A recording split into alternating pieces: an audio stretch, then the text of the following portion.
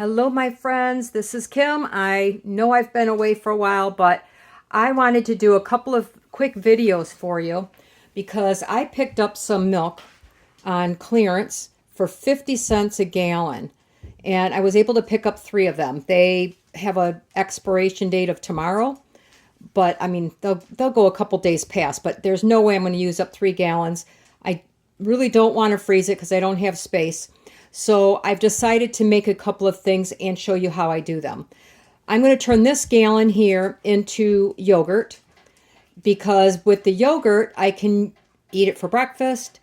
It will last longer, obviously stretch this milk out. I can turn it, you can strain it and turn it into yogurt cheese. You can flavor it sort of like a cream cheese, put some herbs and stuff like that in it. So there's quite a few things I can do with it. Well, because I do not have any homemade yogurt at home, you need some type of a starter or a culture to do that. And I picked up I had a buy one, get one free Chobani. And so I picked up this you want plain yogurt. And it has to, most importantly, you have to make sure that it says that it's cultured and it has live and active cultures. That's the most important thing. It doesn't matter the brand as long as it has live and active cultures. Those are the only 2 things I need to make yogurt.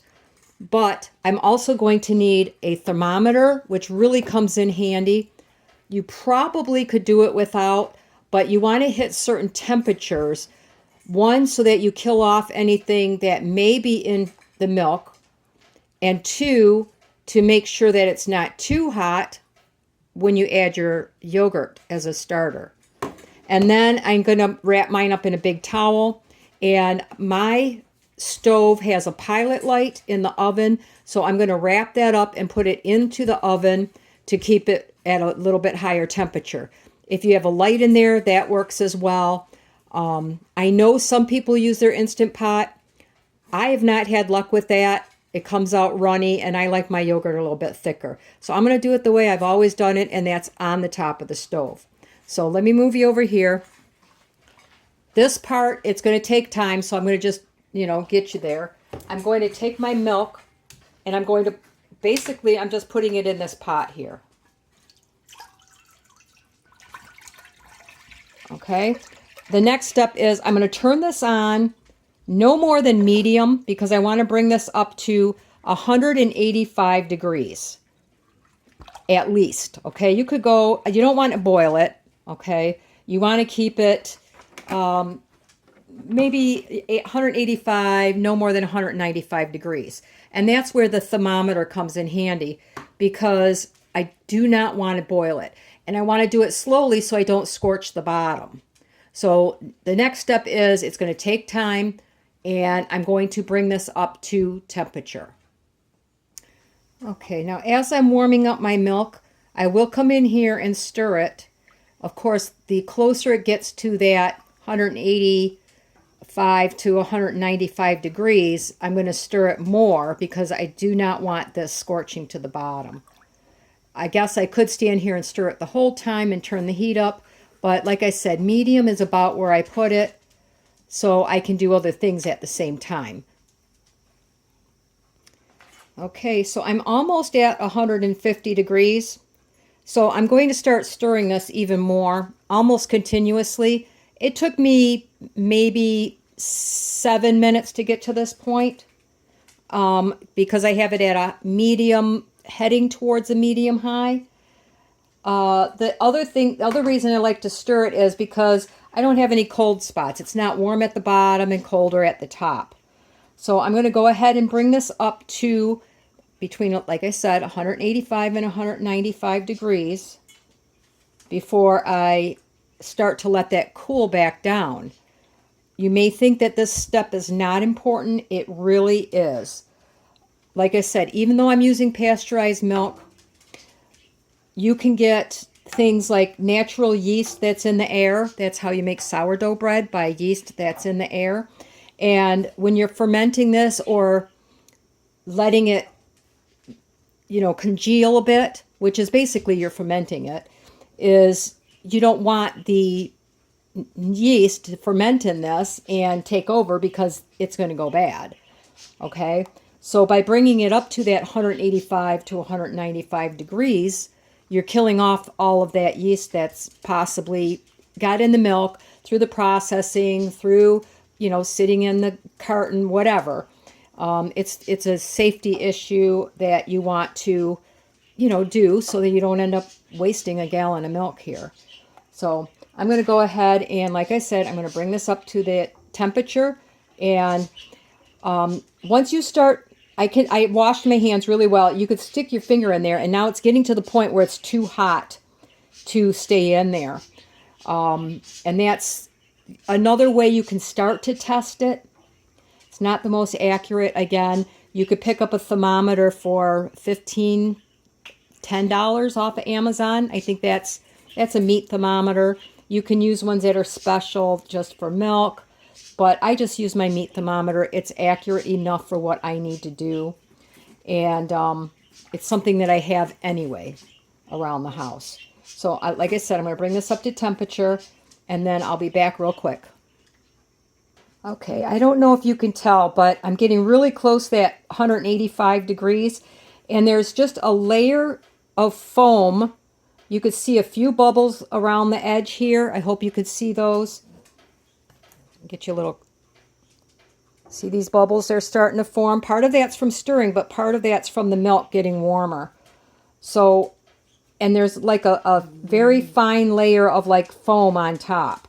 Obviously, this is going to be way too hot for you to put your finger in there.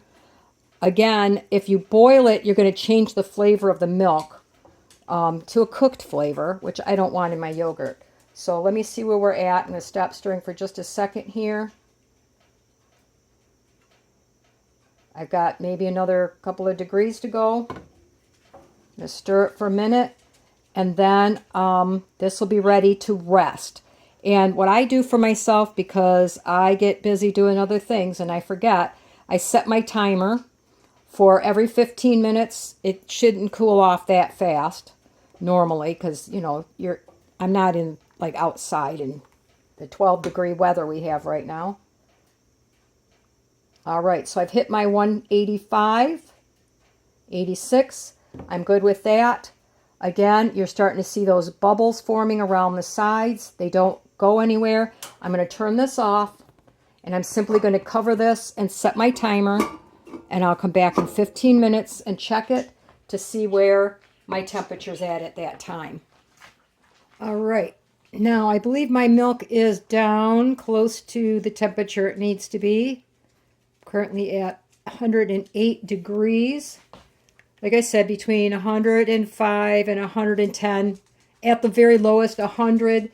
At the very highest, 110. So my next step is I just put my yogurt into this measuring cup because I want to temper the yogurt a little bit. So I'm going to take some of this warm milk and I'm going to add it to my yogurt. I'm going to stir it up. It helps thin it out too, make it easier to mix it in.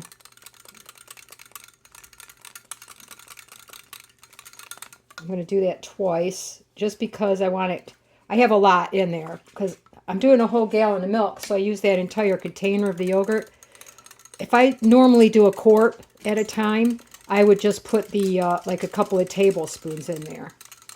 So I'll just mix that up a little bit. Now I can pour this into my milk. I'm going to stir that yogurt mixture in here really well. Now you may be asking, I let this come down on its own to this temperature only because I was cooking dinner and stuff and I knew I'd be kind of close by. It took about an hour and a half, but of course this is a lot of milk. If you want, you could put in some cool water. I like to do it about 100 degrees in my sink, maybe halfway up the pot, and then stirring it until it brings that temperature down. It'll come down a lot faster. But I knew I would be here to keep an eye on it and catch it before it got too cool. All right, so that's it, you guys. Now it's just incubating it. So I'm going to put the lid on it. And I'm going to move it over to my towel over here. All right, I put my towel down and I'm just going to wrap it up. I like to use a fairly heavy towel. It's just what my preference is. And I'm going to take this and I'm going to stick it in my oven. Like I said, I have a Pilot light. If you have a light in your oven, that's good. And I'm just going to tuck it up really well. And I'm going to let this sit at least 8 hours. And currently it's almost 6:30 at night. I'm probably just going to let it go till tomorrow. I like it nice and thick. The longer you let it sit, the thicker it'll get and the more tangy it gets. So I wouldn't go 24 hours. That's too much for me. 12 to 13 hours is not bad. So I'm going to put this in my oven and tomorrow we'll come and take a look at it and we'll see how we did. All right, it's been about 8 hours since I made this yogurt. And I wanted to show you, if you look at the sides here, how it's starting to pull away. So it's obviously done, and there's this clear liquid, that's whey. I may have let this go.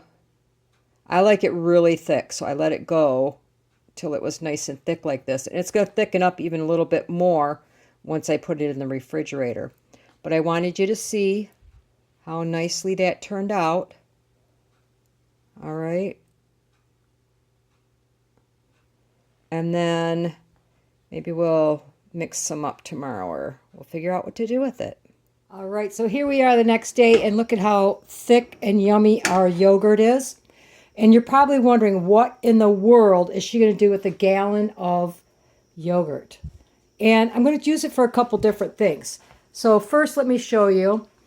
I'm going to start, see if I can get you a good, decent angle here. I'm going to start with a colander. Now this, I don't need a pot this big, but the colander happens to fit absolutely perfect in here. So I put that in there, and I'm going to line it with some cheesecloth that I dampened because I washed it. I'm going to take my yogurt and I'm going to put it in my strainer here, and I'm going to make some yogurt cheese. Now look at how thick that turned out. That is a great Greek yogurt. And you just take out however much you want. I'm going to make a pretty good amount because this is going to, I have a lot. So that's it. Now I'm just going to let that sit until, for a few hours till all that extra whey drips out of it. What I often do is I take my cheesecloth and I like to tie it in like a little package here like this. And I'll hang it from one of my handles on my kitchen cabinet above my sink. And I just let it strain this way because I can see better if it's still dripping. You'll see that it's still dripping. If I touch it, it's very wet. And this is one way I can, kind of keep an eye on if my cream cheese is working. And it frees me up with my colander to use that to make another cheese if I want. And sometimes in the colander, I don't know why, but it causes it to kind of pool in the bottom. I don't know, maybe almost like a plug. So this way I know that all of that extra whey is going to drip out of this cream cheese that I'm making. The next one is going to be super simple as well. I'm going to take some of my yogurt and I'm going to put it in a bowl. So this is used up, maybe half.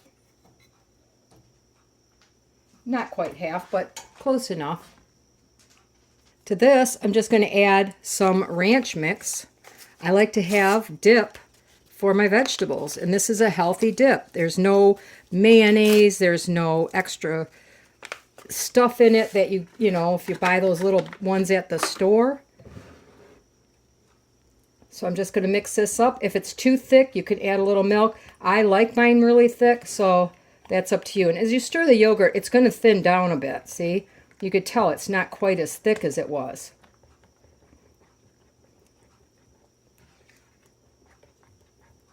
All right, so I'm going to just mix this up really well, and now I can put this in my refrigerator, and I can eat my vegetables with my dip.